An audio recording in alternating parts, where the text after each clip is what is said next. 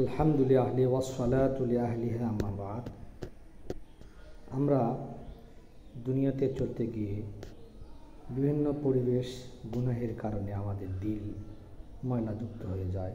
দিলের ভিতরে আল্লাহ সুবহানাহু ওয়া তাআলার ভালোবাসা, মহব্বত, শওক, আখিরাতের প্রতি আগ্রহ ক্ষেত্রে আমরা দুর্বল অনুভব করে থাকি। তো আমরা দিলের ময়লা বা দিলের জং দূর করার জন্য 3টি আমলের কথা আজকে বলবো। 1 নম্বর হলো কোরআনে কারিমের তেলাওয়াত। আমরা যদি কোরআনে কারিমের তেলাওয়াত করতে পারি তাহলে ইনশাআল্লাহ আমাদের দিলের ময়লা দূর হয়ে যাবে। 2 নম্বর হলো মৃত্যুর স্মরণ।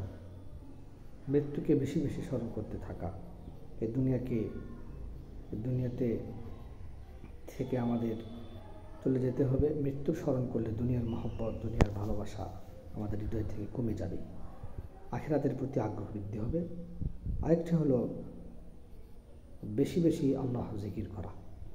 জিকির মাসনুন জিকির আছে এবং মাশায়েখদের বর্ণিত জিকির যখন আমরা বেশি করতে থাকবো তো ইনশাআল্লাহ আমাদের দিলের জং দূর হতে থাকবে।